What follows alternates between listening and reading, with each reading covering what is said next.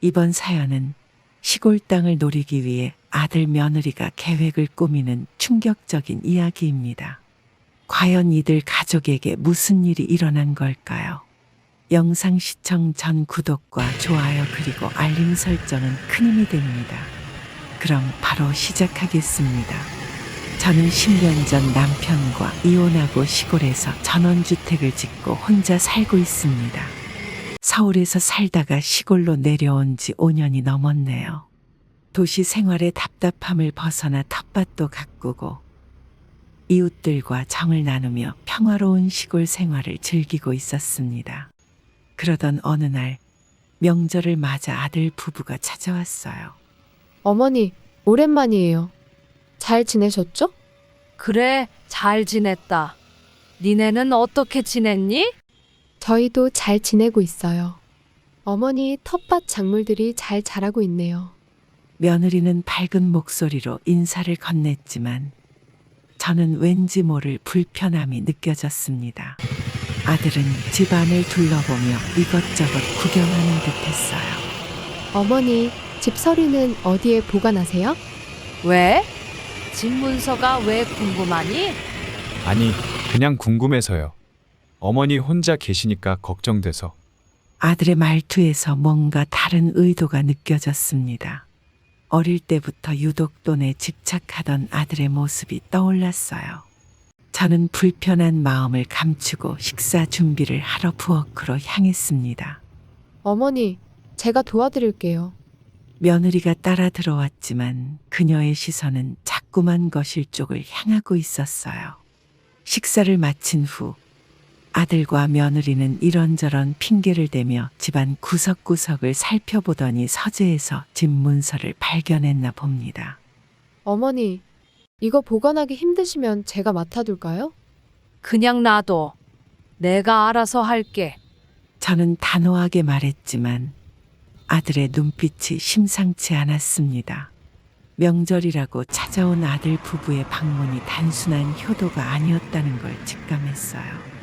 이혼 후 홀로 아들을 키우며 모은 재산이었기에 더욱 마음이 불편했습니다. 아들 부부는 저녁까지 머물다 서울로 돌아갔지만 그들이 떠난 후에도 불안한 마음은 가시지 않았어요. 서재 문을 잠그고 중요한 서류들은 다른 곳으로 옮겼습니다. 세상에서 가장 믿었던 아들이 이제는 제 재산을 노리고 있다라고 느끼게 된 상황이었었죠. 다음 날 아침 텃밭에 나가 일하며 마음을 달래보려 했지만 쉽지 않았어요. 이웃집 할머니가 걱정스러운 눈빛으로 저를 바라보았습니다. 순자야, 무슨 일 있니? 얼굴이 안 좋아 보이네. 아니에요. 그냥 좀 피곤해서요. 마음 한켠이 쓰리고 아팠지만 자식 이야기를 꺼내기가 쑥스러워 말을 아꼈습니다. 평화롭던 제 시골 생활이 이렇게 흔들리게 될 줄은 몰랐어요. 밤이 되자 잠을 이루지 못하고 뒤척이다가 결국 수면제를 먹고 잠들었습니다. 아들과 며느리의 방문으로 시작된 그날의 불안감은 제가 앞으로 겪게 될 고통의 시작이었다는 걸 그때는 몰랐네요. 저는 20년 전 이혼하고 혼자 아들을 키웠습니다. 당시 남편의 외도로 이혼을 하게 되었고 아들은 초등학교 3학년이었어요. 이혼 후 식당 일을 시작했고 밤낮으로 일하며 아들을 키웠습니다. 힘들었지만 아들만 잘 키우면 된다는 생각으로 견뎌냈죠. 엄마, 우리 반 애들은 다 용돈을 많이 받는데 나는 왜 이것밖에 안 줘? 엄마가 지금 돈을 모아서 나중에 네 공부도 시키고 결혼도 시켜야지. 다른 애들은 다 새 옷 입고 다니는데. 조금만 참자. 엄마가 돈 모아서 나중에 다 해줄게. 엄마는 맨날 나중에 그러면서 구두쇠처럼 굴어. 어린 아들의 말이었지만 그때부터 돈에 대한 집착이 보였어요. 중학생이 되고 나서는 더 심해졌습니다. 용돈을 더 달라며 떼를 쓰고 친구들과 비교하며 투정을 부렸어요. 고등학생 때는 제 지갑에서 몰래 돈을 가져가기도 했습니다. 엄마 통장 비밀번호 알려줘. 왜? 그냥 궁금해서. 네가 왜 그걸 알아야 하는데? 엄마도 나이 드시는데 내가 알아야지. 저는 그때 아들의 눈빛에서 탐욕을 보았습니다. 대학생이 되고 나서는 등록금을 다른 곳에 써버리고 거짓말을 하기도 했어요. 엄마, 이번 학기 등록금이 올랐어. 얼마나? 200만 원 정도. 나중에 알고 보니 친구들과 여행 가는데 써버렸더군요. 그때마다 화를 내기보다는 대화로 풀어보려 했습니다. 하지만 아들의 돈에 대한 집착은 점점 더 커져갔어요. 결혼할 때도 없는 살림에 무리해서 신혼집을 사줬습니다. 은행 대출을 끼고 가게를 더 열심히 했죠. 엄마, 나중에 다 효도할게. 그 말을 믿었던 제가 어리석었나 봅니다. 결혼 후에도 이런저런 명목으로 돈을 요구했어요. 사업한다, 투자한다, 기회가 왔다며 수시로 돈을 요구했습니다. 그럴 때마다 저는 마음이 무거웠어요. 제가 평생 모은 돈이 결국 도박이나 투자 실패로 날아가 버리는 걸 지켜봐야 했습니다. 그래도 내 자식이니까 하는 마음으로 참아왔어요. 하지만 이제는 달라졌습니다. 명절에 찾아와 집 문서를 뒤지는 모습을 보며 마음이 싸늘해졌어요. 저는 이제 제 노후를 지키기 위해 단단히 마음을 먹어야 할 것 같습니다. 평생 모은 재산이 자식 때문에 날아가는 걸 더 이상 지켜볼 수 없어요. 이제는 제 삶도 소중하다는 걸 깨달았기 때문입니다. 저는 며느리가 운영하는 유튜브 채널을 우연히 보게 되었습니다. 화려한 외제차를 타고 명품 매장을 드나드는 모습이 영상에 가득했어요. 고급 레스토랑에서 식사하는 모습과 해외여행을 다니는 모습도 있었죠. 하지만 현실은 전혀 달랐습니다. 어머니, 요즘 경기가 너무 안 좋아서 또 돈 얘기하려고? 사업 자금 좀 빌려주시면 안 될까요? 지난번에 빌려간 돈은 언제 갚을 거니? 그건 곧 갚을게요. 그래, 얼마나 필요한데? 아들 부부의 호화로운 생활 이면에는 빚더미가 있었어요. 이웃에 사는 김씨 아저씨가 은행에서 일하시는데 우연히 알게 된 사실이었습니다. 아들 부부는 여러 은행에서 대출을 받아 신용불량자 직전 상태라고 해요. 그런데도 매달 새 옷을 사고 비싼 차를 리스로 끌고 다닙니다. 어머니, 저희 채널 구독자가 1만 명이 넘었어요. 그래? 돈은 좀 벌리니? 아직은 수익화가 안 돼서요.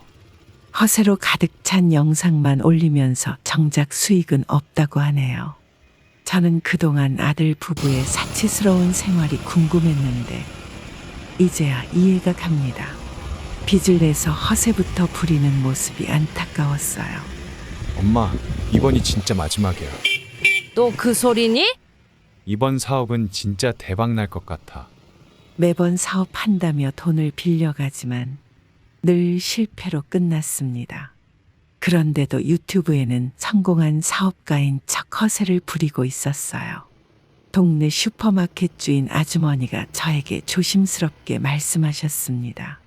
아들 내외가 여기저기 외상값이 많다던데. 주변 이웃들 사이에서도 소문이 파다했나 봅니다. 저는 이제 더 이상 아들 부부의 거짓된 모습을 두고 볼 수 없었어요. 나도 이제 나이 들어서 모아둔 돈 써야 되니까 더 이상 빌려줄 수 없다. 엄마, 이번만 도와주면 진짜 성공할 수 있어. 그만하자. 니네 사치 좀 줄이고 검소하게 살아. 아들은 제 말을 듣고 화를 내며 돌아갔습니다. 며칠 뒤 며느리가 올린 새 영상을 보고 한숨이 나왔어요. 호화로운 신상 하울이라는 제목으로 비싼 물건들을 자랑하고 있었거든요. 저는 더 이상 지켜볼 수만은 없어서 댓글을 남겼습니다. 허세 부리지 말고 빚부터 갚아라. 곧바로 며느리에게서 전화가 왔어요. 어머니, 왜 저희 체면을 구기시는 거예요? 허위로 가득 찬 삶이 슬프고 안타까웠습니다. 이제는 제가 나서서 이들의 잘못된 삶의 방향을 바로잡아야겠다고 생각했어요. 저는 3년 전부터 불면증으로 병원을 다니고 있습니다. 밤마다 잠을 이루지 못해 수면제를 복용하고 있어요. 그날도 평소처럼 약을 먹고 잠자리에 들었는데 며느리가 제 방문을 살며시 열고 들어왔더군요. 어머니, 주무세요? 아니, 아직 약막 먹었어. 어머니, 수면제 드시면 많이 깊이 주무시나요? 그래. 한 번 자면 아침까지 깊이 자. 혹시 중간에 깨시기도 하세요? 아니, 깨지도 못해. 평소와 달리 수면제에 대해 유독 관심을 보이는 며느리가 의아했습니다. 약을 먹고 깊이 잠든 사이 제 방에서 서랍장 여는 소리가 들린 것 같았어요. 다음 날 아침 서랍이 조금 흐트러져 있는 걸 발견했습니다. 어젯밤에 내 방에 들어갔니? 아니요. 왜요? 서랍이 조금 흐트러져 있어서. 며느리의 표정이 순간 굳어지는 게 보였습니다. 그 후로 며느리는 매일 밤 제가 약을 먹는지 확인하곤 했어요. 어머니, 오늘도 약 드셨어요? 왜 자꾸 그걸 물어보니? 그냥 걱정돼서요. 수상한 마음에 약을 먹는 척하고 잠자리에 들었습니다. 그러자 며느리가 제 방에 들어와 서랍을 뒤지는 소리가 들렸어요. 저는 눈을 감은 채로 가만히 누워 있었습니다. 한참을 서류를 뒤적이다가 나가는 소리가 들렸어요. 다음 날 아들과 며느리가 수군거리는 소리가 들렸습니다. 어머니가 깊이 주무시니까 이때가 기회야. 그래도 위험하지 않을까? 걱정 마. 내가 다 알아봤어. 그들의 대화를 듣고 있자니 등골이 오싹했습니다. 그날부터 저는 약을 먹는 척하면서 잠자리에 들었어요. 매일 밤 그들이 제 방을 드나드는 소리가 들렸습니다. 서류를 찾는 소리, 사진을 찍는 소리까지 들렸어요. 여기 통장도 찾았어. 비밀번호는? 글쎄, 더 찾아보자. 저는 그들이 하는 행동을 지켜보며 마음이 아팠습니다. 며느리는 제 약봉지를 자세히 살펴보기도 했어요. 이거 용량이 좀 적은데? 더 강한 약을 달라고 해볼까? 그들의 대화를 들으며 몸서리가 쳐졌습니다. 이제는 제 약까지 신경 쓰는 모습이 너무나 두려웠어요. 어머니, 약 용량을 좀 늘리시는 게 어떨까요? 왜? 요즘 잠을 잘 못 주무시는 것 같아서요. 며느리의 말에 소름이 돋았습니다. 저는 약을 받아오면 몰래 다른 곳에 숨겨두기 시작했어요. 이제는 그들이 제 수면 패턴까지 조종하려 한다는 게 느껴졌습니다. 분명 아들과 며느리는 더 큰 계획을 가지고 있다는 생각에 좀 더 지켜보기로 했습니다. 절대 들키지 않으려 눈을 꼭 감고 있었습니다. 이제는 제 집에서 편히 잠들 수조차 없다는 게 서글펐어요. 어느 날 며느리가 갑자기 저를 찾아왔습니다. 평소와는 다르게 친근한 태도로 다가왔어요. 봄날 햇살처럼 따뜻한 미소를 지으며 제 손을 잡더군요. 어머니, 저희랑 같이 사는 건 어떠세요? 갑자기 그게 무슨 소리니? 어머니 혼자 계시는 게 너무 걱정돼서요. 난 여기서 편하게 잘 살고 싶다. 서울에서 사시면 아들이랑 더 자주 보실 수 있잖아요. 난 여기가 좋아. 며느리의 눈빛에서 다른 의도가 느껴졌어요. 다음 날 아들이 전화를 걸어왔습니다. 엄마, 우리랑 같이 살자. 왜 갑자기 그러니? 엄마 걱정돼서 그래. 아들은 처음에는 반대하는 척하다가 슬그머니 제안을 했어요. 엄마가 원하신다면 우리가 시골로 내려갈게. 순간 저는 놀랐습니다. 도시 생활에 익숙한 아들 부부가 갑자기 시골로 내려오겠다니 이상했어요. 시골에서 뭘 하겠다고? 텃밭도 가꾸고 동네 일도 도와드릴게요. 며느리의 말투는 달콤했지만 뭔가 석연치 않았습니다. 그렇게 한 달 정도가 지나고 아들 부부가 짐을 싸들고 내려왔어요. 어머니, 이제 저희가 잘 모실게요. 처음에는 텃밭도 가꾸고 집안일도 도왔습니다. 하지만 그들의 시선은 자꾸만 제 서재로 향했어요. 저는 그들의 행동을 지켜보며 마음이 무거워졌지만 아들과 며느리의 비밀스러운 계획을 파헤치고 싶었습니다. 동네 이장님이 저를 찾아오셨습니다. 순자 씨, 아들 내외가 내려왔다면서. 네, 갑자기 효도한다고 하네요. 뭔가 이상한데. 조심하시오. 이장님의 말씀이 제 마음에 걸렸습니다. 며칠 뒤 아들이 은행에 가자고 했어요. 엄마, 통장 정리 좀 하자. 왜? 그냥 엄마 재산 관리 좀 해드리려고요. 난 내가 알아서 할 테니 신경 쓰지 마. 그날 이후로 아들 부부의 태도가 달라졌습니다. 더 이상 텃밭도 가꾸지 않고 집안일도 하지 않았어요. 하지만 서재 주변을 맴도는 횟수는 더 잦아졌습니다. 저는 이제 그들의 진짜 의도를 완전히 알게 되었어요. 시골 생활을 핑계로 제 재산을 노리고 있다는 걸 깨달았습니다. 이제는 밤마다 현관문 잠그기를 2번, 3번 확인하게 됐어요. 시골에서 며느리와 함께 지내기 시작한 지 일주일이 지났습니다. 매일 아침 며느리는 휴대폰을 들고 저를 따라다녔어요. 처음에는 시골 일상을 담는다고 해서 그러려니 했습니다. 하지만 뭔가 이상한 점을 발견하게 됐어요. 어머님, 오늘은 텃밭에서 일하는 모습을 찍어볼까요? 왜 자꾸 카메라를 들이대니? 요즘 시골 일상 영상에 인기가 많아서요. 난 찍기 싫다. 어머님, 사람들이 좋아하실 것 같은데. 그만하라고 했지? 며느리는 제가 모르는 사이에도 몰래 촬영을 했던 모양입니다. 어느 날 이웃집 할머니가 저를 찾아왔어요. 순자야, 네 며느리가 유튜브에 동영상 올린 거 봤니? 무슨 영상?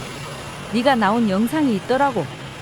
호기심에 며느리의 유튜브 채널을 찾아가 봤습니다. 시골 시어머니와의 일상이라는 제목의 영상이 여러 개 있었어요. 영상 속에는 제가 텃밭에서 일하는 모습, 밥 먹는 모습, 잠든 모습까지 담겨 있었습니다. 이게 뭐 하는 짓이니? 어머님, 구독자들이 좋아하시잖아요. 내 허락도 없이 왜 찍어서 올리는 거야? 다들 좋은 댓글 달아주시는데. 며느리는 아무렇지 않다는 듯이 말했습니다. 그날 이후로 며느리는 더욱 노골적으로 카메라를 들이대기 시작했어요. 제가 밥을 먹을 때도, 쉴 때도, 심지어 잠든 모습까지 찍으려 했습니다. 어머님, 이번에는 장 담그는 모습을 찍어볼게요. 난 네 장난감이 아니다. 저는 더 이상 참을 수 없어서 카메라를 치워버렸어요. 하지만 며느리는 제 모르는 사이에 계속해서 영상을 찍어 올렸습니다. 동네 사람들이 하나둘씩 영상을 봤다고 이야기하기 시작했어요. 이장님은 저를 걱정하는 눈빛으로 바라보셨습니다. 순자 씨, 며느리가 찍은 영상이 좀 이상해 보이던데. 저는 그제서야 며느리의 진짜 의도를 눈치챘어요.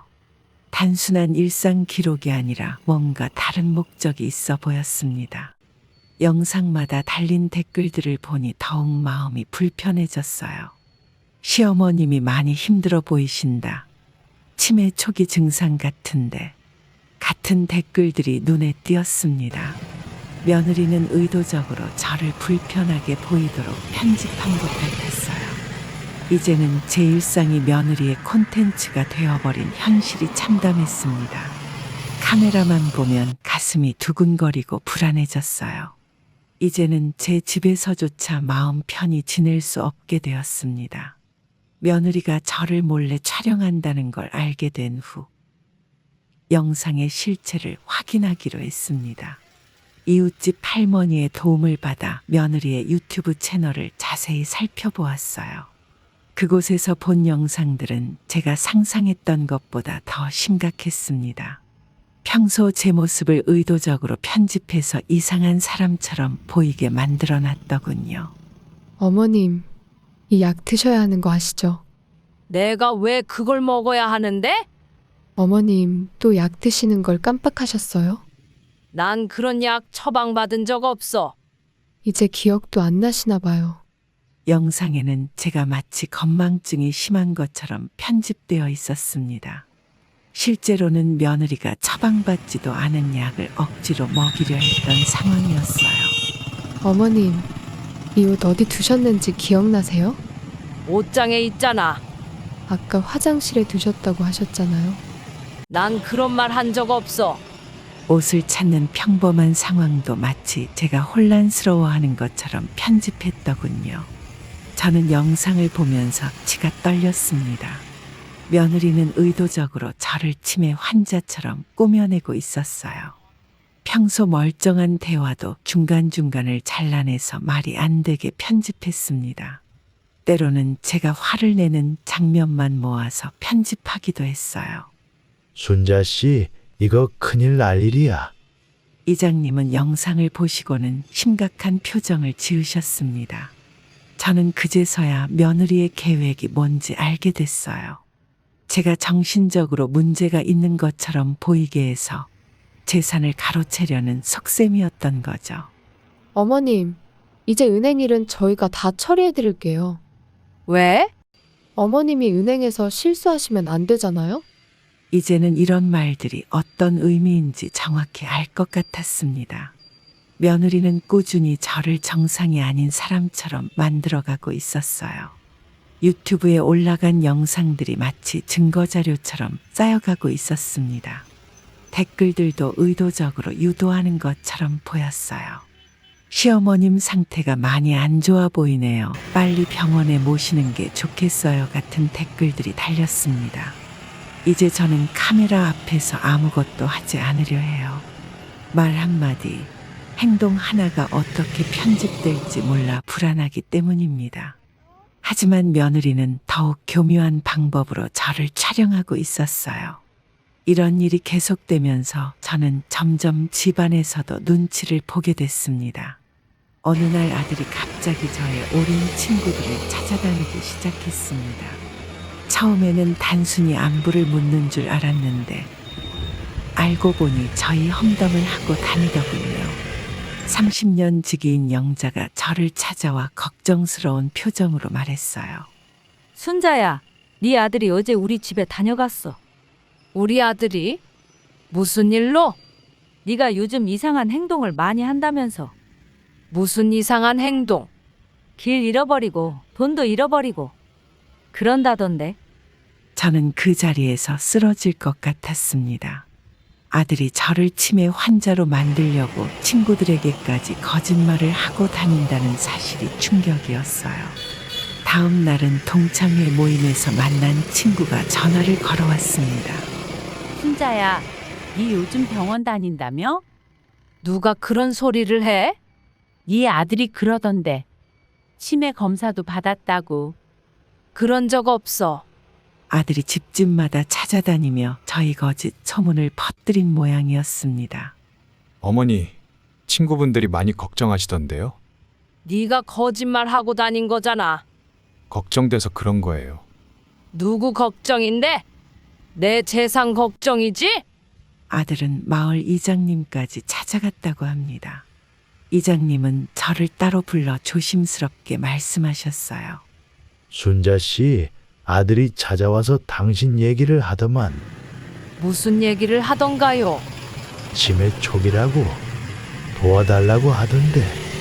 저는 그 말을 듣는 순간 온몸에 힘이 빠졌습니다. 아들은 마을 곳곳을 돌아다니며 저를 치매 환자로 만들어가고 있었어요. 동네 사람들의 시선이 달라지기 시작했습니다. 걱정스러운 눈빛으로 저를 바라보는 이웃들이 늘어났어요. 순자 씨, 혹시 도움이 필요하면 말해요. 정 힘들면 요양원도 알아보시는 게. 이제는 친구들 모임에도 나가기가 두렵습니다. 마을길을 걸을 때도 누군가 저를 이상하게 보지는 않을까 불안해요. 아들은 이제 제 친구 관계까지 망가뜨리고 있었습니다. 평생을 함께 해온 친구들 사이에서 저는 정상이 아닌 사람이 되어가고 있었어요. 어제는 동네 슈퍼에서 물건을 사는데 주인 아주머니가 돈을 3번이나 확인하더군요. 며칠 전 이장님이 급하게 저를 찾아오셨습니다. 어떤 영상을 보여주고 싶다고 하시더군요. 이장님은 평소에도 유튜브를 자주 보시는 분이었어요. 그날도 평소처럼 유튜브를 보시다가 우연히 며느리의 채널을 발견하셨다고 합니다. 순자 씨, 이거 한번 보시오. 며느리가 계속 영상을 올리네요. 저 영상 다 거짓말이에요. 그래서 내가 더 걱정되는 거예요. 제가 정신이 온전한데 알아요. 내가 다 지켜보고 있었잖소. 이장님은 영상을 하나하나 꼼꼼히 살펴보시더니 증거를 수집하기 시작했습니다. 실제 상황과 편집된 영상을 비교해가며 기록하셨어요. 이거 나중에 필요할 거요. 며느리가 올린 영상들은 댓글창에서 화제가 되고 있었습니다. 시어머니를 잘 모시는 척하면서 오히려 저를 정신이상자로 만들어가고 있었어요. 이장님은 다른 마을 주민들에게도 이 사실을 알렸습니다. 우리가 지켜봐야겠어. 동네 어르신들이 하나둘씩 진실을 알게 되었어요. 평소 저희 일상을 잘 알고 계시던 분들이라 거짓이 바로 드러났죠. 이제는 마을 주민들이 저를 몰래 지켜봐 주시기 시작했습니다. 순자 씨가 정상이란 걸 우리가 다 알잖소. 주민들은 며느리가 찍을 때마다 같이 영상을 찍어두셨어요. 나중에 진실을 밝힐 증거가 될 거라고 하셨습니다. 동네 어르신들의 도움으로 조금씩 희망이 보이기 시작했어요. 이장님은 법적인 대응도 준비하고 계시다고 합니다. 진실은 언젠가 반드시 드러나는 법이요. 저는 이장님과 마을 주민들의 따뜻한 마음에 눈물이 났습니다. 혈육인 자식보다 이웃들이 더 가족 같다는 생각이 들었어요. 저는 결국 아들 부부와 마주 앉아 대화를 하기로 했습니다. 이장님이 보여주신 영상들을 보고 나서 더는 참을 수 없었어요. 거실에서 아들과 며느리를 불러 앉혔습니다. 도대체 이게 무슨 짓이니? 어머니, 무슨 말씀이세요? 나를 치매 환자로 만들려고 영상을 조작하는 게 효도냐? 저희는 그저 추억을 남기려고 한 것뿐인데요. 날 정신병자로 만들어서 재산 가로채려는 거 다 안다. 어머님, 너무하세요. 며느리는 끝까지 잘못을 시인하지 않았습니다. 오히려 제가 의심이 심하다며 역공격을 해왔어요.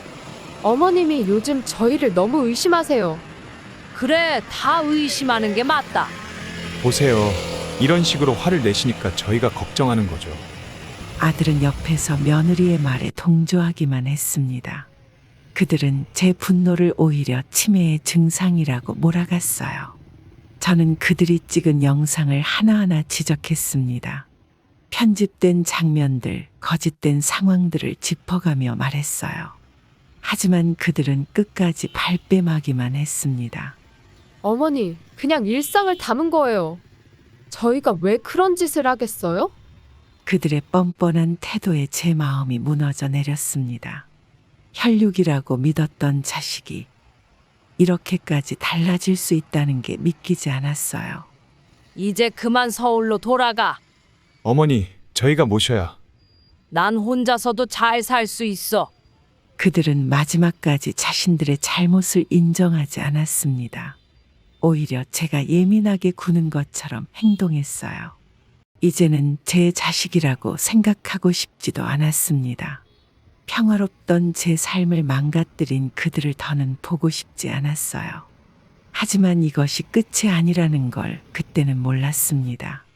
그들은 이미 더 큰 계획을 세워두고 있었어요.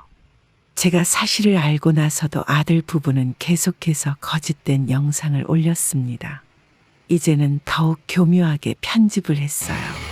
제가 화를 내는 장면만 모아서 올리거나 피곤해서 누워있는 모습을 마치 우울증 환자처럼 꾸몄습니다.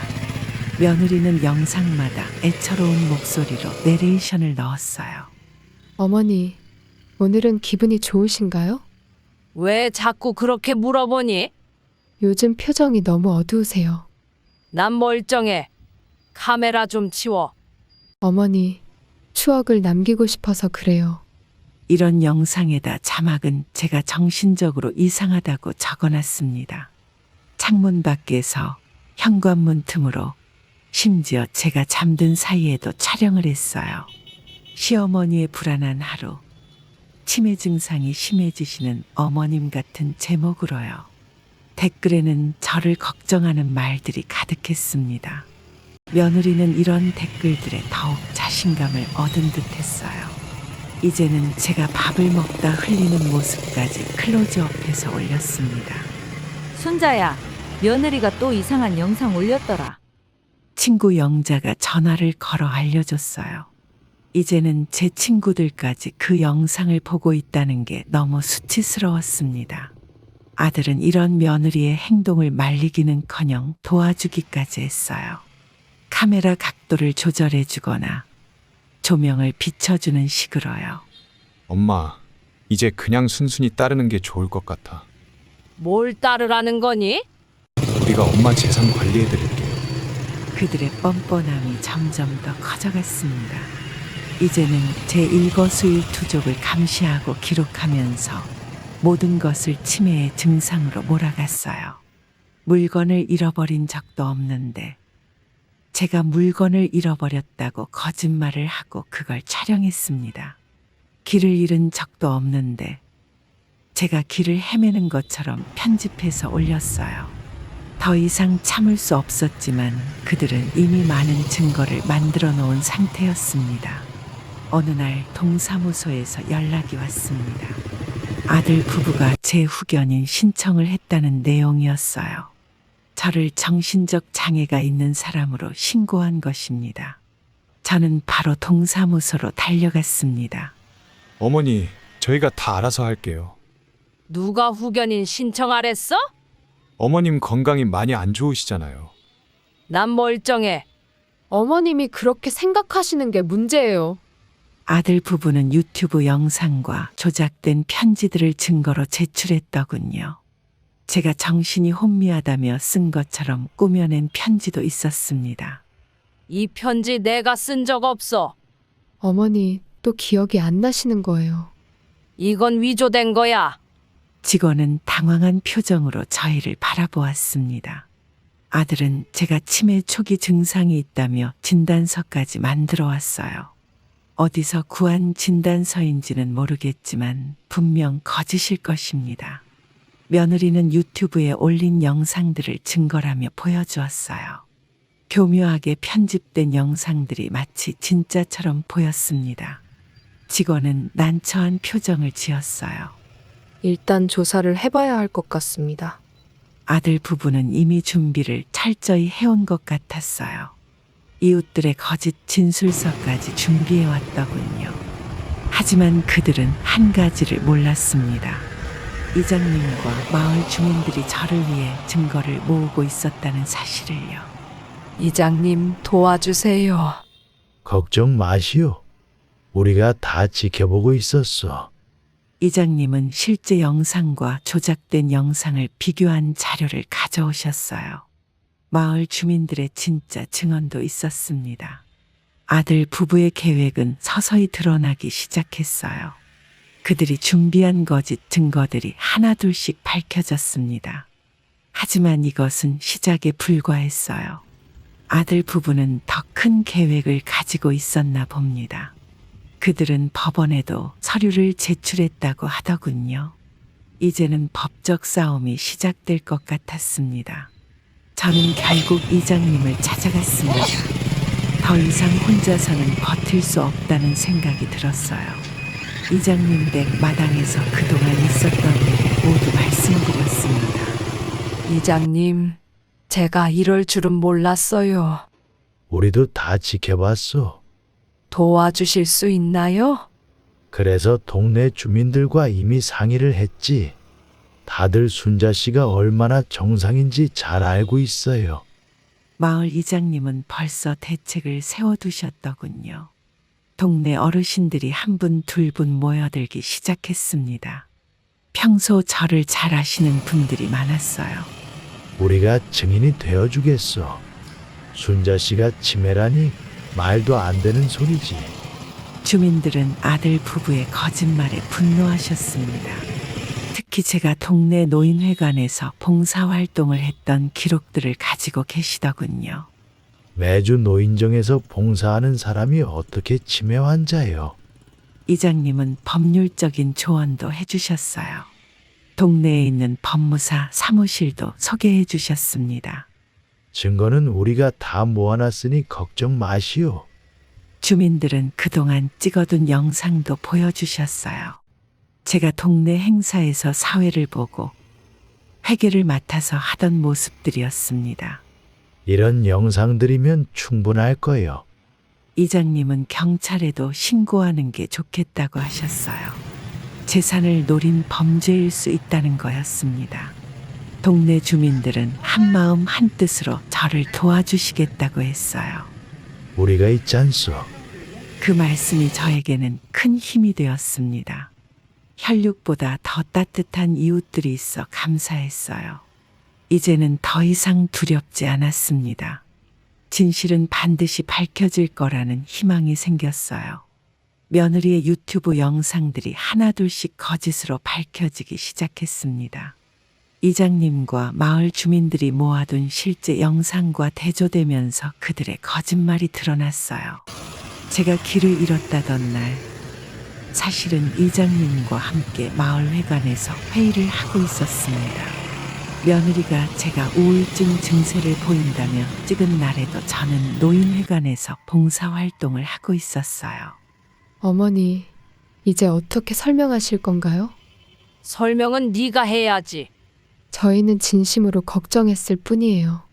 거짓말로 사람 망가뜨리는 게 걱정하는 거니? 어머님, 그런 게 아니라 이제 그만 거짓말해라. 이장님이 제출한 증거들은 확실했습니다.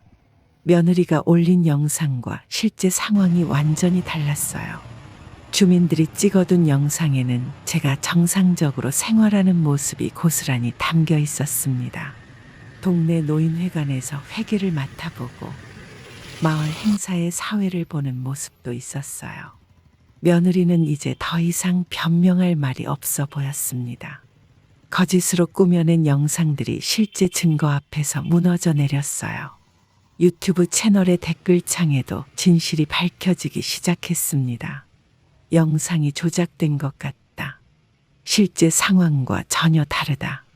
는 댓글들이 올라오기 시작했어요. 며느리는 급하게 영상들을 삭제하기 시작했습니다. 하지만 이미 주민들이 모든 영상을 저장해 두었어요. 이게 다 증거가 될 거예요. 이장님의 말씀대로였습니다. 아들 부부가 저를 치매 환자로 만들려고 했던 모든 증거가 나왔어요.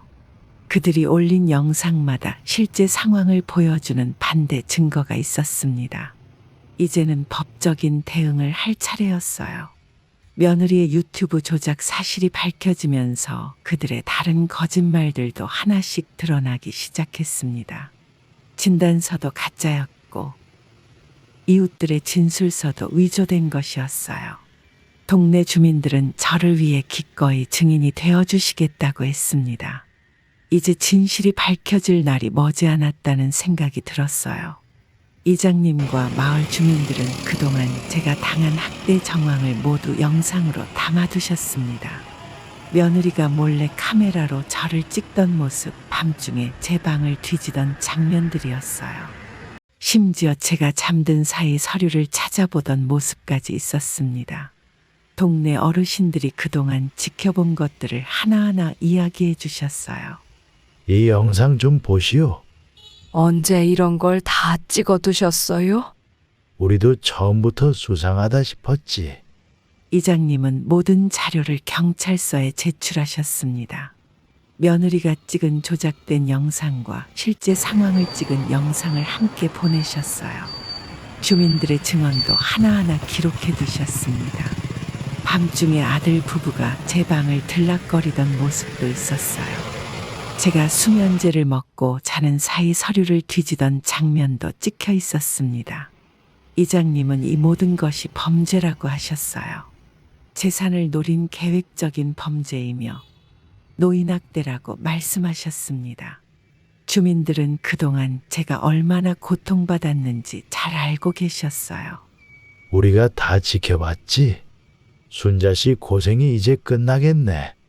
모든 증거가 경찰에 전달되었다는 소식을 들었습니다.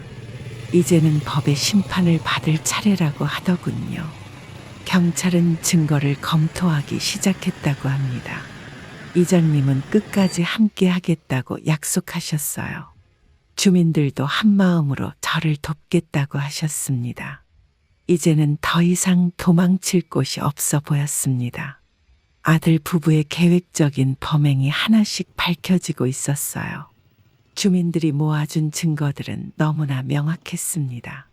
저는 이제 진실이 밝혀질 것이라는 희망을 가지게 되었어요. 경찰 조사가 시작되고 아들 부부의 과거가 하나둘 드러나기 시작했습니다. 며느리는 전에도 유튜브로 사기를 친 전력이 있었다고 해요. 아들은 몇 년 전 대출 사기로 고소당한 적이 있었다는 사실도 밝혀졌습니다. 경찰서에서 며느리를 조사하던 중이었어요. 어머님을 치매 환자로 만들어서 재산을 노린 거 맞죠? 그게 아니라 그동안의 영상들은 어떻게 설명하시겠습니까? 그건 단순한 일상 기록이에요. 조작한 영상도 있지 않습니까? 제가 그럴 이유가 없잖아요. 하지만 경찰은 이미 모든 증거를 확보한 상태였습니다. 아들의 과거 대출 사기 기록도 발견됐어요. 은행에서 거짓 서류로 대출을 받았던 이력이 나왔습니다. 심지어 다른 노인들에게도 비슷한 수법을 써온 정황이 포착됐어요. 이런 수법으로 다른 피해자도 있었던 걸로 보입니다. 경찰은 아들 부부의 계좌를 조사하기 시작했습니다. 수상한 입금 내역이 여러 건 발견되었어요. 다른 노인들의 통장에서 빠져나간 돈이 아들 부부의 계좌로 들어와 있었습니다. 며느리의 유튜브 수익금도 조사 대상이 되었어요. 노인들을 이용해 영상을 만들고 돈을 벌어온 정황이 드러났습니다. 다른 피해자분들도 찾아보겠습니다. 경찰은 아들 부부의 범행이 단순 가족 문제가 아니라고 했어요. 조직적으로 노인들을 속여온 것으로 보인다고 합니다. 이장님은 한숨을 쉬셨습니다. 이런 못된 짓을 하고 있었다니. 주민들은 분노를 감추지 못했어요. 그동안 품었던 의심이 모두 사실로 드러난 셈이었습니다. 저는 아들을 키우면서 이런 날이 올 줄은 몰랐어요. 평생 모은 재산을 노리고 이런 짓을 저질렀다는 게 너무 슬펐습니다. 이제 경찰 수사는 더 큰 범죄 조직으로 이어질 것 같다고 해요. 저는 결국 아들 부부를 고소하기로 결심했습니다. 이장님이 소개해 주신 변호사를 찾아갔어요. 변호사는 제가 가져간 증거들을 꼼꼼히 검토했습니다. 아들 부부의 행동이 명백한 범죄라고 하더군요. 이건 재산횡령 미수에 해당합니다. 제가 정말 고소를 해야 하나요? 당연히 해야죠. 자식이 어떻게 여기까지 오게 됐을까요? 더 큰 피해자가 생길 수 있습니다. 변호사는 며느리의 유튜브 영상이 명예훼손죄에도 해당한다고 했어요. 조작된 영상으로 저를 정신이상자로 만들려 했다는 게 증거로 남아 있었습니다. 제가 평소 동네에서 봉사하고 활동하던 모습도 증거가 될 수 있다고 하더군요. 동네 주민들이 찍어둔 영상들도 결정적인 증거라고 했습니다. 어머니, 우리 좋게 해결해요. 이제 와서 그런 말이 나오니? 저희가 잘못했어요. 경찰에 가서 그 얘기해. 제발 고소만은 하지 말아주세요. 아들의 애원에도 저는 마음을 바꾸지 않았습니다. 이미 많은 피해자가 있다는 사실을 알게 되었기 때문이에요. 변호사는 고소장을 작성하기 시작했습니다. 이장님과 마을 주민들은 기꺼이 증인이 되어주시겠다고 했어요. 다른 피해자들도 하나둘 나타나기 시작했습니다. 그들의 범행은 저희 가족에만 국한된 것이 아니었어요. 이제 경찰 수사는 더 큰 사건으로 확대될 것 같았습니다. 저는 진실을 밝히는 것이 제 마지막 의무라고 생각했어요. 더 이상의 피해자가 생기지 않도록 막아야 했기 때문입니다. 경찰 조사 과정에서 더 충격적인 사실이 드러났습니다. 아들 부부가 다른 노인들의 재산도 가로챈 정황이 발견된 거예요. 피해자 중 한 분이 저를 찾아오셨습니다. 저도 비슷한 일을 당했어요. 어떻게 당하셨나요? 상품 판매를 하면서 거액의 돈을 요구했어요. 그러고 나서요. 얼마나 피해를 보셨어요? 피해자는 총 5분이었다고 해요. 모두 비슷한 방식으로 당하셨다고 합니다. 며느리는 유튜브 크리에이터라며 접근했고 아들은 사업 파트너로 접근했다고 해요. 영상으로 치매 증상이 있는 것처럼 조작한 뒤 재산을 노렸다고 합니다. 아들은 제 이름을 팔아 방문 판매 사업까지 벌이고 있었네요. 경찰은 계속해서 새로운 증거를 발견했어요. 총 피해액이 2억이 넘을 것 같습니다. 형사님의 말씀을 듣고 저는 충격에 빠졌습니다. 다른 피해자분들은 대부분 보증을 서주었다가 사기를 당하셨더군요. 저는 다행히 이장님과 주민들 덕분에 미리 막을 수 있었습니다. 이런 일이 있었다니.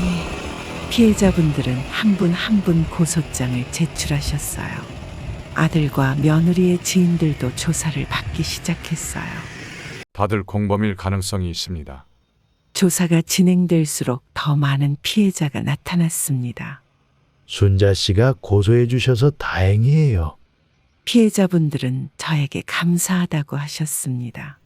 덕분에 더 큰 피해를 막을 수 있었다고 하시더군요. 경찰은 이제 구속영장을 신청할 거라고 했습니다. 결국 아들 부부는 구속되었습니다.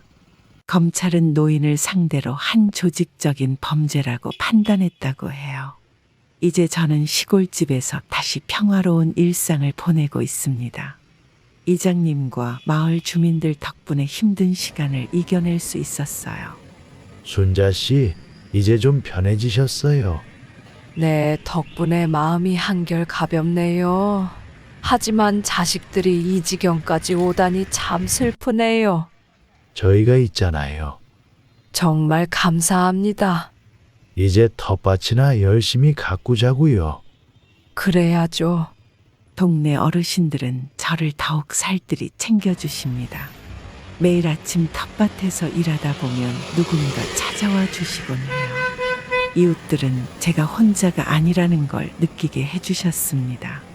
형사님이 연락을 주셨어요. 아들 부부는 혐의를 모두 인정했다고 합니다. 피해자분들과 합의를 원한다고 하네요. 이제 와서 무슨 합의인가요? 최소 2년은 실형을 살 것 같습니다. 이제는 마을에서 봉사활동도 다시 시작했습니다. 노인회관에서 말동무도 해드리고 식사 준비도 돕고 있어요. 주민들은 제가 일상으로 돌아온 것을 기뻐해 주셨습니다. 이장님은 이제 웃으면서 지내라고 하셨어요. 때로는 혈육보다 이웃이 더 따뜻할 수 있다는 걸 깨달았습니다. 매일 아침 텃밭에 나가면 새로운 희망이 보여요. 이제는 제 삶을 온전히 제 것으로 만들어가고 있습니다. 마을 주민들과 함께하는 시간이 더욱 소중하게 느껴져요. 어제는 할머니들과 함께 김장을 했습니다. 내일은 마을 회관에서 새로운 봉사활동이 시작될 거예요. 많은 일이 있었지만 저는 새로운 결심을 하게 되었습니다. 평생 모은 재산을 자식에게 물려주려 했던 계획을 바꾸기로 했어요. 이장님과 상해 끝에 노인복지시설을 짓기로 결정했습니다. 저처럼 자식들에게 상처받은 노인들을 위한 공간을 만들고 싶었어요. 순자 씨, 정말 좋은 생각이에요. 이렇게라도 의미 있게 써야 할 것 같아서요. 많은 분들에게 도움이 될 거예요. 혹시 부지는 어디로 생각하고 계신가요? 마을 입구 쪽이 좋을 것 같아요. 거기면 정말 좋겠네요. 이장님은 적극적으로 도와주시겠다고 하셨습니다. 마을 주민들도 한마음으로 저희 결정을 지지해 주셨어요. 복지시설 설계도도 완성되었습니다. 텃밭이 있는 아담한 2층 건물로 지을 예정이에요. 1층은 주간보호센터로 사용하고 2층은 문화공간으로 꾸밀 계획입니다. 순자 씨가 직접 운영하실 거예요. 네, 제가 할 수 있는 만큼 해보려고요. 우리도 돕겠습니다. 동네 어르신들은 봉사활동도 하시겠다고 하셨어요. 이제는 제 삶에 새로운 의미가 생긴 것 같습니다. 자식 때문에 받은 상처가 오히려 새로운 시작이 되었어요. 내년 봄에는 공사를 시작할 수 있을 것 같습니다. 벌써부터 기대가 되는군요. 앞으로는 저 같은 노인들이 생기지 않기를 바라는 마음입니다. 우리 마을이 따뜻한 노인복지의 모범이 될 수 있기를 희망해 봅니다. 이제 저는 매일 아침 설계도를 보며 새로운 꿈을 그리고 있어요. 자식에게 의지하지 않고도 행복한 노후를 보낼 수 있다는 걸 보여주고 싶습니다. 이것이 제가 선택한 새로운 삶의 방향이에요. 저는 이번 일을 겪으면서 많은 것을 깨달았습니다. 자식이라는 이유로 모든 것을 참고 견디는 것이 사랑이 아니라는 걸 알게 됐어요. 부모의 재산을 당연하게 여기는 자식들의 모습도 보았습니다. 하지만 이웃의 따뜻한 정을 통해 새로운 희망을 발견했어요. 혈육이 아니어도 진정한 가족이 될 수 있다는 것도 알게 되었습니다. 노후에는 자식에게 의지하기보다 스스로의 삶을 살아가는 것이 더 중요하다는 걸 깨달았어요. 이제는 저처럼 상처받은 노인들을 위해 제가 할 수 있는 일을 하려고 합니다. 우리 모두가 서로를 위하는 마음으로 살아간다면 더 따뜻한 세상이 되지 않을까요? 자식들도 언젠가는 부모가 된다는 걸 기억했으면 좋겠습니다. 그럼 오늘도 행복한 하루 되세요. 감사합니다.